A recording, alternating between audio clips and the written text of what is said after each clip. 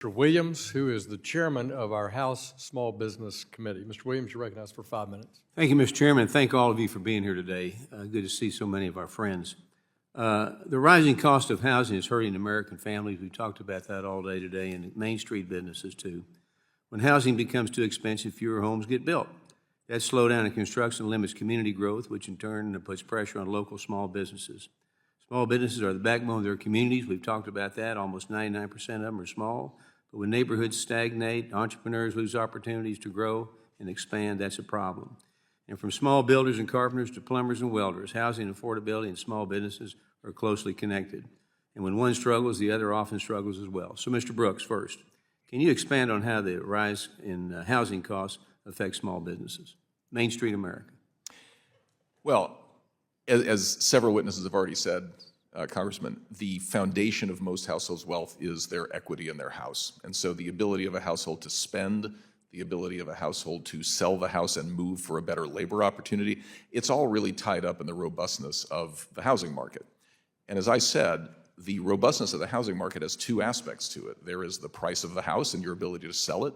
So we saw in the financial crisis that labor mobility went to zero because no one had equity and they couldn't sell their houses. And the second piece is the price of credit, which is how much does it cost me every month to pay my mortgage and stay in that house.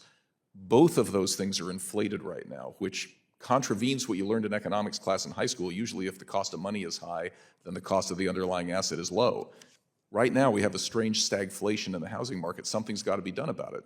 This is the Committee on Financial Services, and so you have jurisdiction to oversee the credit allocation in this country. And I would argue that the regulation of our banking sector, the reduction in competition in lending to Main Street, right, where people can use home equity to fund businesses or sell houses to move for better jobs, that system's broken. It used to work well. It stopped working after the crisis. You're exactly right. One thing about full disclosure, I'm a car dealer. And so when we start talking about access to capital, you're talking to me. And it's essential to building a successful small business. In addition to one of the most common challenges, they raise small businesses who are the one-size-fits-all regulatory burdens that limit how small businesses can use their capital, and they must decide between regulatory and compliance or expanding their business. And it's like banks are hiring compliance officers, not loan officers. That affects Main Street America also. So to give small business a real chance to succeed, we need to reduce unnecessary red tape. We've talked about that, and remove the barriers that prevent entrepreneurs from securing the capital they need and, frankly, competing so the consumer is the beneficiary. So, Mr. O'Leary, you invest in small businesses that we certainly know. You do a great job from a wide variety of industries, but what are you seeing as some of not the biggest hurdles, but the biggest regulatory hurdles to success of Main Street? Across all 11 sectors, it's financing receivables for small businesses. It's become a huge problem. It's when interest rates were really, really low, the hard money, as it's called, was available at 15 to 17%.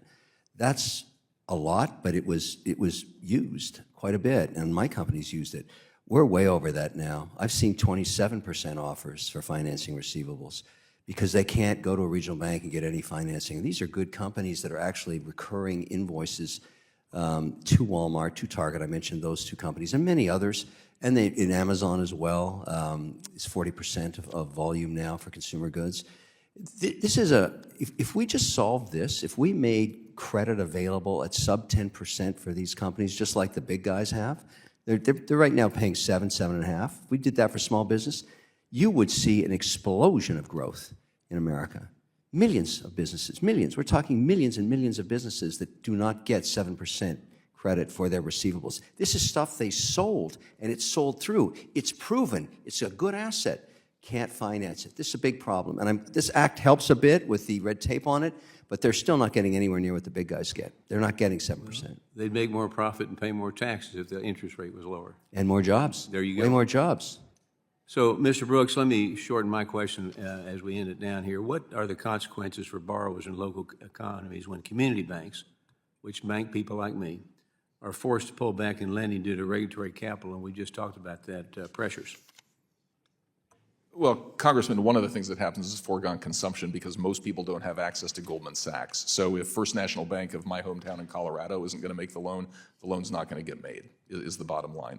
Most capital formation happens locally, and if community banks are not unleashed to supply that demand, you're mostly out of luck.